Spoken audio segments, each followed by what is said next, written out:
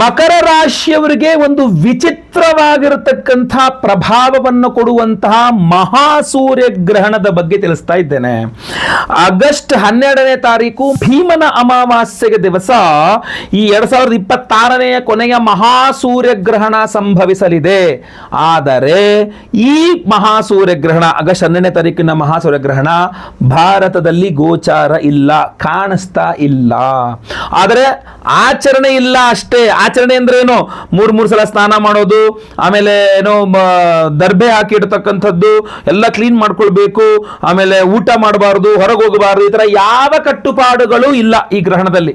ಆದರೆ ಪ್ರಭಾವ ಇರುತ್ತೆ, ನೆನ್ಪಿಟ್ಕೊಳ್ಳಿ, ವಿಚಿತ್ರವಾದ ಪ್ರಭಾವ ಇರುತ್ತೆ. ಯಾಕೆಂದ್ರೆ ಕರ್ಕಾಟಕ ರಾಶಿ, ಆಶ್ಲೇಷ ನಕ್ಷತ್ರ ಕರ್ಕಾಟಕ ರಾಶಿಯಲ್ಲಿ ಈ ಗ್ರಹಣ ಸಂಭವಿಸ್ತಾ ಇರೋದ್ರಿಂದ, ನಿಮ್ಮ ರಾಶಿಯಿಂದ 7ನೇ ಮನೆಯಲ್ಲಿ ಗ್ರಹಣ ಆಗ್ತಾ ಇರೋದ್ರಿಂದ ನಿಮಗೆ ಅಂದ್ರೆ ಮಕರ ರಾಶಿಯವರಿಗೆ ಈ ಒಂದು ಗ್ರಹಣ ವಿಚಿತ್ರಾತಿ ವಿಚಿತ್ರವಾದ ಫಲಗಳನ್ನ, ವಿಚಿತ್ರ ಫಲಗಳನ್ನ ನೀಡಲಿದೆ.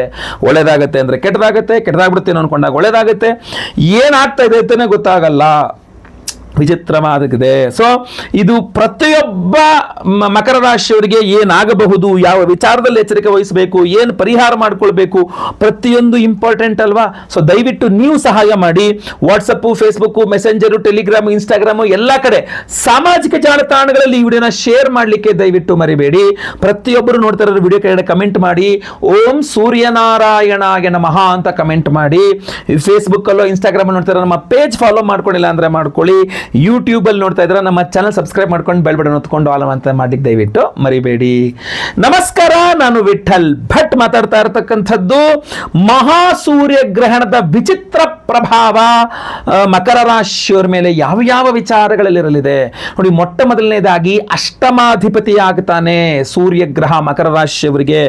ಆದ್ದರಿಂದ ಮಕರ ರಾಶಿಯವರ ಆರೋಗ್ಯದ ಮೇಲೆ ಗ್ರಹಣದ ನಂತರ 48 ದಿವಸ ಅಥವಾ 3 ತಿಂಗಳು ಆರೋಗ್ಯದ ಮೇಲೆ ಸೂರ್ಯ ಗ್ರಹಣದ ಪ್ರಭಾವ ಜಾಸ್ತಿ ಇದೆ. ವಿಚಿತ್ರವಾಗಿ ಬಿಡುತ್ತದೆ ಆರೋಗ್ಯ ಅಂತ. ಯಾವ ಸಮಸ್ಯೆ ಆಗ್ತಾ ಇದೆ ಅಂತ ಕಂಡುಹಿಡಿಯಕ್ಕಾಗಲ್ಲ, ಏನಾಗ್ತದೆ ಅಂತ ಕಂಡುಹಿಡಿಯಕ್ಕಾಗಲ್ಲ. ಯಾವುದೋ ಔಷಧಿ ತಗೊಂಡ್ರೆ ಮತ್ತೊಂದೇನೋ ಸಮಸ್ಯೆ, ಮತ್ತೊಂದೇನೋ ಇದು, ಈ ತರ. ಆದ್ರಿಂದ ಸೆಕೆಂಡ್ ಒಪಿನಿಯನ್, ಥರ್ಡ್ ಒಪಿನಿಯನ್ ಅಂತ ಒಂದು 2-3 ಡಾಕ್ಟರ್ಗಳ ಹತ್ರ ಹೋಗಿ ಭೇಟಿ ಮಾಡಿಕೊಂಡು ಏನಾದ್ರು ಆರೋಗ್ಯ ಬಾಧೆ ಆದರೆ ಎಚ್ಚರ ವಹಿಸ್ಕೊಳ್ಳಿ. ಅದಕ್ಕಿಂತ ಮುಂಚೆನೆ ಪರಿಹಾರವನ್ನು ಹೇಳ್ಬಿಡ್ತೇನೆ. ಸಮಸ್ಯೆ ಆಗೋಕ್ಕಿಂತ ಮುಂಚೆ precaution is better then cure ಅನ್ನೋ ತರ ಗೊತ್ತಲ್ವಾ. ಆರೋಗ್ಯದ ವಿಚಾರದಲ್ಲಿ ಎಚ್ಚರಿಕೆ ವಹಿಸಬೇಕು, ಬಹಳ ಇಂಪಾರ್ಟೆಂಟು. ಎರಡನೇದಾಗಿ ವಿವಾಹಾದಿ ವಿಚಾರಗಳು. ನೀವು ಮಕರ ರಾಶಿ ಅವಿವಾಹಿತರಾಗಿದ್ರೆ ವಿವಾಹದ ವಿಚಾರದಲ್ಲಿ ಸಮಸ್ಯೆ ಆಗಬಹುದು. ಆಲ್ರೆಡಿ ಮದುವೆ ಆಗಿದೆ ಅಂತಾದ್ರೆ ಭೀಮನ ಅಮಾವಾಸ್ಯೆ ಬೇರೆ, ಆ ವಿಚಾರದಲ್ಲಿ ಕರೆದಿಲ್ಲ, ಬಂದಿಲ್ಲ, ಮಾಡಿದ್ ಸರಿ ಹೋಗಿಲ್ಲ, ಹಂಗಿಲ್ಲ ಹಿಂಗಿಲ್ಲ ಅಂತ ಜಗಳಗಳಾಗ್ಬಿಟ್ಟು ದೊಡ್ಡ ಸಮಸ್ಯೆ ಆಗುವ, ದಾಂಪತ್ಯ ಕಲಹಗಳಾಗುವ ಸಾಧ್ಯತೆ ಇರ್ತದೆ. ಆದ್ರಿಂದ ಎಚ್ಚರ. ಇನ್ನು ಮೂರನೇದಾಗಿ ಫ್ರೆಂಡ್ಸ್ ಇಂದ ಮೋಸ ಆಗ್ತಕ್ಕಂಥದ್ದು, ಫ್ರೆಂಡ್ಸ್ ಇಂದಲೇ ಬೆನ್ನಿಗೆ ಚೂರಿ ಆಗ್ತಕ್ಕಂಥದ್ದು, ಫ್ರೆಂಡ್ಸ್ ಇಂದಾಗಿ ನಿಮಗೆ ನಷ್ಟ ಆಗ್ತಕ್ಕಂಥದ್ದು. ಕೈಗೆ ಬಂತು ಬಾಯಿಗೆ ಬರಲಾಗ್ರಳೆ, ನನ್ನ ಫ್ರೆಂಡ್ ಹಾಳು ಮಾಡ್ಬಿಟ್ಟ ಎಲ್ಲೋದ್ನವೇ, ಎಡವಟ್ಟು ಅಂದ್ರೆ ಅವನು ಬೈಕಳಂಗಿಲ್ಲ ಬಿಟ್ಕೊಳಂಗಿಲ್ಲ ಅನ್ನಂಗೆ ಮಾಡ್ಬಿಟ್ಟ, ನನಗೆ ಎಂಥ ಲಾಸ್ ಮಾಡ್ಬಿಟ್ಟ ನನ್ನ ಫ್ರೆಂಡು ಅಂತ. ಸೊ ಫ್ರೆಂಡ್ಸ್ ಇಂದಾಗಿ ಸಮಸ್ಯೆ, ಬಿಸ್ನೆಸ್ ಪಾರ್ಟ್ನರ್ಸ್ ಇಂದ ಸಮಸ್ಯೆ ಆಗುವ ಸಾಧ್ಯತೆ ಇದೆ. ದೂರ ಪ್ರಯಾಣಗಳು ದಯವಿಟ್ಟು ಮಾಡಬೇಡಿ. ಒಂದು 3 ತಿಂಗಳು ಅಥವಾ 48 ದಿವಸನೂ ಮಕರ ರಾಶಿಯವರು ದೂರ ಪ್ರಯಾಣ, ನೀವೇ ಬೈಕ್ ಓಡಿಸ್ಕೊಂಡು ಹೋಗೋದು, ನೀವೇ ಕಾರ್ ಓಡಿಸ್ಕೊಂಡು ಹೋಗೋದು ಅನಿವಾರ್ಯ. ಅದೇ ವೃತ್ತಿ ನಮ್ದು ಅಂತಂದ್ರೆ ಮಾಡಲೇಬೇಕಾಗತ್ತೆ. ಅದನ್ನು ಹೊರತುಪಡಿಸಿ ಸುಖ ಸುಮ್ಮನೆ ಒಂದು ರೌಂಡ್ ಹೋಗ್ಕೊಂಬರ್ತೀನಿ, ಸ್ವಲ್ಪ ಇದು ಮಾಡೋದು ಬೇಡ. ಆಮೇಲೆ ರಿಸ್ಕ್ ತಗೊಳ್ಳೋಕೆ ಯಾವ ಕೆಲಸನೂ ಮಾಡಬೇಡಿ. ಟ್ರೆಕ್ಕಿಂಗು, ಮರ ಹತ್ತೋದು, ಸ್ವಿಮ್ಮಿಂಗು, ಮತ್ತೊಂದು ರಿಸ್ಕಿ ಕೆಲಸಗಳೆಲ್ಲ ದಯವಿಟ್ಟು ಮಾಡೋಕೆ ಹೋಗ್ಬಿಡಿ. ಒಂದು 48 ದಿವಸ ಎಚ್ಚರಿಕೆಯಿಂದ ಇರಬೇಕಾಗ್ತದೆ ನೀವು ಅಂತ ಗೊತ್ತಾಯ್ತಲ್ವಾ. ಮದುವೆ ಸೆಟ್ ಆಗ್ತಾ ಇದೆ, ಸಡನ್ ಆಗಿ ಏನೋ ಅದ್ಭುತವಾದ ಅವಕಾಶ ಬಂದ್ಬಿಡ್ತು, ಮದುವೆನೇ ಸೆಟ್ ಆಗಿರಲಿಲ್ಲ ಅಂತ ಹೇಳ್ಬಿಟ್ಟು ಬಂದ ತಕ್ಷಣ ಲೋ ಅಂತ ತಗೊಂಡ್ಬಿಟ್ರೆ ಅದಾಮೇಲೆ ಏನೋ ಒಂದು ಟ್ರ್ಯಾಪ್ ಆಗುವ ಸಾಧ್ಯತೆ ಇದೆ, ನಷ್ಟ ಆಗುವ ಸಾಧ್ಯತೆ ಇರ್ತದೆ. ಎಚ್ಚರ ವಹಿಸ್ಬಿಟ್ರೆ ಸಾಕು. ನಾನು ನಿಮಗೆ ಹೆದರ್ಸ್ಲಿಕ್ಕೆ ಹೇಳ್ತಾ ಇಲ್ಲ, ಎಚ್ಚರ ವಹಿಸ್ಕೊಳ್ಳಿ, ಮುಂದೇನಿದೆ ಅಂತ ತಿಳ್ಕೊಳ್ಳಿ ಅಂತ ನಾನು ನಿಮಗೆ ಸೂಚಿಸ್ತಕ್ಕಂಥದ್ದು. ದಯವಿಟ್ಟು ಅರ್ಥ ಮಾಡ್ಕೊಳ್ಳಿ ಈ ವಿಚಾರವನ್ನ. ಜೊತೆಗೆ ಆರೋಗ್ಯದ ವಿಚಾರವೂ ನಾನು ಆಗಲೇ ಹೇಳಿದ ರೀತಿಯಲ್ಲಿ. ಸೊ ಇದೆಲ್ಲ ವಿಚಾರಗಳಲ್ಲೂ ಸಹ ನೀವು ಮಕರ ರಾಶಿಯವರ ಎಚ್ಚರಿಕೆಯನ್ನು ವಹಿಸಬೇಕು ಅಂತಂದಾಗ ಪರಿಹಾರ ಏನು ಅನ್ನೋದು ಇಂಪಾರ್ಟೆಂಟ್ ಆಗಿರುತ್ತಲ್ಲ. ಸೊ ಮಕರ ರಾಶಿಯವರಿಗೆ ಸಿಂಪಲ್ ಆಗಿರತಕ್ಕಂಥ 2 ದಿವಸ ಪರಿಹಾರ ಹೇಳ್ತೇನೆ, ವಿಶೇಷ ಪರಿಹಾರವನ್ನು ಹೇಳ್ತೇನೆ. ಮೊಟ್ಟ ಮೊದಲನೇದಾಗಿ ನೀವು ಮಕರ ರಾಶಿಯವರು 12ನೇ ತಾರೀಕು ಬೆಳಗ್ಗೆ ನೀವು ಸ್ನಾನ ಆದ ತಕ್ಷಣ ಮನೆಯಲ್ಲೇ ಕೂತ್ಕೊಂಡು ಆದಿತ್ಯ ಹೃದಯ ಸ್ತೋತ್ರ 3 ಸಲ ಪಠನೆ ಮಾಡಿ, ರವಿಗ್ರಹದ ಅಷ್ಟೋತ್ರ 3 ಸಲ ಪಠನೆ ಮಾಡಿ, ಓಂ ಸೂರ್ಯನಾರಾಯಣಾಯ ನಮಃ 1008 ಸಲ ಜಪ ಮಾಡಿ. ಇಲ್ಲ ಒಂದು ವೈಟ್ ಪೇಪರ್ ಅಲ್ಲಿ ರೆಡ್ ಇಂಕ್ ಅಲ್ಲಿ ಓಂ ಸೂರ್ಯನಾರಾಯಣಾಯ ನಮಃ, ಓಂ ಸೂರ್ಯನಾರಾಯಣಾಯ ನಮಃ 108 ಸಲ ಬರೀರಿ ಅದನ್ನ. ಆಮೇಲೆ ಆಮೇಲೆ ಇನ್ನೊಂದು ಪೇಪರ್ ತಗೊಂಡು ಓಂ ಶ್ರೀರಾಮ ಜಯ ರಾಮ ಜಯ ಜಯ ರಾಮ ರಾಮತಾರಕ ಮಂತ್ರ ಅದನ್ನು 108 ಸಲ ಬರೀರಿ. ತುಂಬಾ ಅದ್ಭುತವಾದ ಪರಿಹಾರ ಇದು.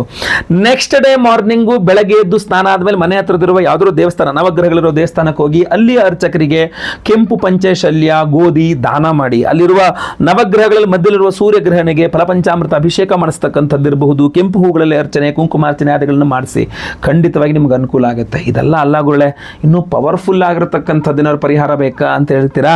ನಿಮಗೋಸ್ಕರ ನಿಮಗೆ ರಾಜಯೋಗವನ್ನೇ ಕೊಡ್ತಕ್ಕಂಥ ಅದ್ಭುತವಾದ ಪ್ರಸಾದ ಹಾಗೂ ಅದ್ಭುತವಾದ ಪರಿಹಾರಗಳನ್ನು ನಾವು ಮಾಡ್ತಾ ಇದ್ದೇವೆ. ಅದ್ರ ಬಗ್ಗೆ ಸಹ ಹೇಳ್ತೇನೆ. ಆಗಸ್ಟ್ 12ನೇ ತಾರೀಕು ಮಹಾ ಸೂರ್ಯಗ್ರಹಣದ ಅಂದ್ರೆ ಭೀಮನ ಅಮಾವಾಸ್ಯೆಗೆ ದಿವಸವೇ ನಮ್ಮ ಯಾಗಶಾಲೆಯಲ್ಲಿ ನಾವು ಸಹಸ್ರ ರವಿ ಶಾಂತಿ ಹೋಮವನ್ನು ಮಾಡ್ತಾ ಇದ್ದೇವೆ. 1008 ಸಂಖ್ಯೆಯಲ್ಲಿ ವಿಶೇಷವಾಗಿ ರವಿಗ್ರಹಕ್ಕೆ ಹೋಮವನ್ನು ಮಾಡ್ತಾ ಇದ್ದೇವೆ. ಅಷ್ಟೇ ಅಲ್ಲ, ಅವತ್ತಿನ ದಿವಸ ಭೀಮನ ಅಮಾವಾಸ್ಯೆ ಜ್ಯೋತಿರ್ಭೀಮೇಶ್ವರ ದಿವಸ ಅಲ್ವಾ, ಸೊ ಅದರಿಂದ ಜ್ಯೋತಿರ್ಭೀಮೇಶ್ವರ ಮಂತ್ರ ಹೋಮವನ್ನು ಸಹ ಮಾಡ್ತಾ ಇದ್ದೇವೆ. ಅದರ ಜೊತೆಯಲ್ಲಿ ನಿಮಗೆಲ್ಲರ ಸಮಸ್ಯೆಗಳ ಪರಿಹಾರಕ್ಕೋಸ್ಕರವಾಗಿ ಶೂಲಿನಿ ದುರ್ಗಾ ಹೋಮವನ್ನು ಮಾಡ್ತಾ ಇದ್ದೇವೆ.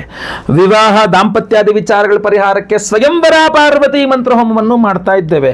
ಗುರು ಶಾಂತಿ ಹೋಮ, ಶನಿ ಶಾಂತಿ ಹೋಮ, ನವಗ್ರಹ ಶಾಂತಿ ಹೋಮಗಳನ್ನೇ ಮಾಡ್ತಾ ಇದ್ದೇವೆ. ಮಾಡಿ ವಿಶೇಷವಾಗಿರ್ತಕ್ಕಂಥ ನಿಮಗೆ ರಾಜಯೋಗವನ್ನು ಕೊಡ್ತಕ್ಕಂಥ ರಾಜವರ್ಧನ ಮಣಿಯ ಉಂಗುರವನ್ನೇ ಪ್ರತಿಯೊಬ್ಬರಿಗೂ ಸಹ ಕೊಡ್ತಾ ಇದ್ದೇವೆ.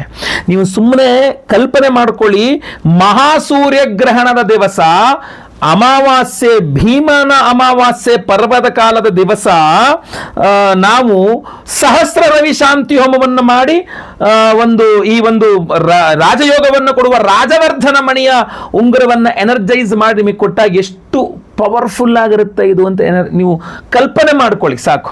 ಸೊ ನಾನು ಇನ್ನೂ ವಿಶೇಷವಾಗಿ ಇದನ್ನು ಎನರ್ಜೈಸ್ ಮಾಡುವಂಥ ಬೇರೆ ಬೇರೆ ಐಡಿಯಾಗಳು ಸಹ ಇದೆ, ಇನ್ನೂ ಸಹ ಮಾಡುವಂಥ ಸಾಧ್ಯತೆಗಳಿದೆ. ಆದರೆ ಇದನ್ನ ನೀವು ನೋಡ್ಕೊಳ್ಳಿ, ಮಹಾಸೂರ್ಯ ಗ್ರಹಣದ ದಿವಸವೇ ಸಹಸ್ರ ರವಿ ಶಾಂತಿ ಹೋಮದಲ್ಲಿ ರಾಜವರ್ಧನ ಮಣಿ ಉಂಗುರ, ಅದ್ರ ಜೊತೆಗೆ ಶೂಲಿನಿ ದುರ್ಗಾ ಹೋಮ, ಆಮೇಲೆ ಅದ್ರ ಜೊತೆಗೆ ಜ್ಯೋತಿರ್ಭೀಮೇಶ್ವರ ಮಂತ್ರ ಹವನ. ಯಾಕಂದ್ರೆ ಭೀಮನ ಅಮಾವಾಸ್ಯೆ ಆದ್ರಿಂದ ಈ ಹೊಸದಾಗಿ ಮದುವೆ ಆದಂತಹ ದಂಪತಿಗಳಂತೂ ಇದನ್ನು ಧಾರಣೆ ಮಾಡಿಕೊಂಡ್ರೆ ಇನ್ನೂ ಅದ್ಭುತ. ಯಾಕೆಂದ್ರೆ ಜ್ಯೋತಿರ್ಭೀಮೇಶ್ವರ ಒಂದು ಮಂತ್ರಹೋಮದ ಜೊತೆಗೆ ನಾವು ಸ್ವಯಂವರ ಪಾರ್ವತಿ ಮಂತ್ರಹೋಮದಲ್ಲಿ ಎನರ್ಜೈಸ್ ಮಾಡ್ತಾ ಇದ್ದೇವೆ. ಸೊ ಪ್ರತಿಯೊಬ್ಬರೂ ಸಹ ಸಂಕಲ್ಪ ಸೇವೆಗೆ ಹೆಸರು ಕೊಟ್ಕೊಳ್ಳಿ. ಸ್ಕ್ರೀನ್ ಮೇಲೆ ಕಾಣುವಂಥ ನಂಬರ್ಗೆ ನಿಮ್ಮ ಹೆಸರು, ಗೋತ್ರ ಗೊತ್ತಿದ್ರೆ, ನಕ್ಷತ್ರ ಗೊತ್ತಿದ್ರೆ, ನಿಮ್ಮ ರಾಶಿ ಹಾಗೂ ನಿಮ್ಮ ವಿಳಾಸ. ಕೆಲವರಿಗೆ ರಾಶಿ ನಕ್ಷತ್ರಗಳು ಗೊತ್ತಿರಲ್ಲ, ಹೆಸರು ವಿಳಾಸ ಆದ್ರೂ ಪರವಾಗಿಲ್ಲ, ಸ್ಕ್ರೀನ್ ಮೇಲೆ ಕಾಣೋ ನಂಬರ್ಗೆ ಬೇಗ ವಾಟ್ಸ್ಆಪ್ ಮಾಡ್ಕೊಳ್ಳಿ. ಭೀಮನಾಮಾವಾಸ್ಯ ದಿವಸ ಬೆಳಗ್ಗೆ ಲೈವ್ ಅಲ್ಲಿ ನಿಮ್ಮ ಹೆಸರು ಸಂಕಲ್ಪ ಆಗುತ್ತೆ. ನಾನೇ ಖುದ್ದು ನಿಮ್ಮ ಹೆಸರು ಸಂಕಲ್ಪ ಮಾಡ್ತೀನಿ. ನಿಮ್ಮ ಹೆಸರು ಲೈವ್ ಅಲ್ಲಿ ಸಂಕಲ್ಪ ಆಗೋದು ನೀವು ನೋಡಬಹುದು, ಕೇಳಿಸ್ಕೊಳ್ಬಹುದು. ಎಲ್ಲಾ ಹೋಮಗಳು, ಸಹಸ್ರ ರವಿ ಶಾಂತಿ ಹೋಮ, ಸಹಸ್ರ ಸೂರ್ಯ ಶಾಂತಿ ಹೋಮ, ಶೂಲಿನಿ ದುರ್ಗಾ ಹೋಮ, ಅದ್ರ ಬಗ್ಗೆ ಮುಂದೆ ವಿಡಿಯೋಗಳು ಮಾಡ್ತೀನಿ ನಾನು ಶೂಲಿನಿ ದುರ್ಗಾ ಬಗ್ಗೆ. ಆಮೇಲೆ ಜ್ಯೋತಿರ್ಭೀಮೇಶ್ವರ ಮಂತ್ರ ಹವನ, ಸ್ವಯಂವರ ಪಾರ್ವತಿ ಹವನ, ಗುರು ಶನಿ ಶಾಂತಿ, ಎಲ್ಲ ಹೋಮಗಳು ಲೈವ್ ಅಲ್ಲಿ ನೋಡಬಹುದು. ಎಲ್ಲ ಹೋಮಗಳ ಭಸ್ಮ, ಕುಂಕುಮಾರ್ಚನೆ, ಕುಂಕುಮ ಪ್ರಸಾದ ಸಹಿತ ಈ ವಿಶೇಷವಾದ ರಾಜವರ್ಧನ ಮಣಿ, ರಾಜಯೋಗವನ್ನು ಕೊಡುವ ರಾಜವರ್ಧನ ಮಣಿಯ ಉಂಗುರವನ್ನು ನಿಮಗೆ ನಾವು ಸ್ಪೀಡ್ ಪೋಸ್ಟಲ್ಲಿ ಕಳಿಸ್ಕೊಡ್ತೇವೆ. ಈ ಹಿಂದೆ ಹೋದ ವರ್ಷ ಸಹ ನಾವು ಅದನ್ನು ಕೊಟ್ಟಿದ್ವಿ.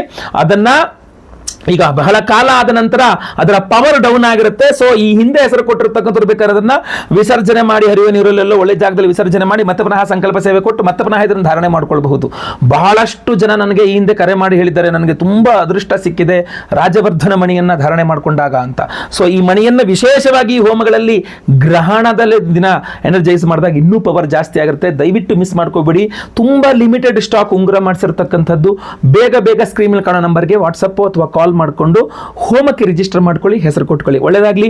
ವಿಡಿಯೋ ಇಷ್ಟ ಆದರೆ ದಯವಿಟ್ಟು ಲೈಕ್ ಮಾಡ್ಲಿಕ್ಕೆ ಮರಿಬೇಡಿ. WhatsApp, Facebook, messenger, Telegram, Instagram ಎಲ್ಲ ಕಡೆ ಸಾಮಾಜಿಕ ಜಾಲತಾಣಗಳಲ್ಲಿ ವಿಡಿಯೋನ ಶೇರ್ ಮಾಡಲಿಕ್ಕೆ ದಯವಿಟ್ಟು ಮರಿಬೇಡಿ. ನಮ್ಮ ಚಾನಲ್ ಸಬ್ಸ್ಕ್ರೈಬ್ ಮಾಡಿಕೊಂಡು ಫೇಸ್ಬುಕ್, ಇನ್ಸ್ಟಾಗ್ರಾಮ್ ಅಲ್ಲಿ ಪೇಜ್ನ ಫಾಲೋ ಮಾಡ್ಲಿಕ್ಕೆ ದಯವಿಟ್ಟು ಮರಿಬೇಡಿ. ಮುಂದಿನದಲ್ಲಿ ಮತ್ತೆ ಪುನಃ ಸಿಗ್ತೇನೆ. ಎಲ್ಲರಿಗೂ ಒಳ್ಳೆಯದಾಗಲಿ. ಲೋಕ ಸಮಸ್ತ ಸುಖಿನೋ ಭವಂತು. ನಾರಾಯಣ ನಾರಾಯಣ ನಾರಾಯಣ.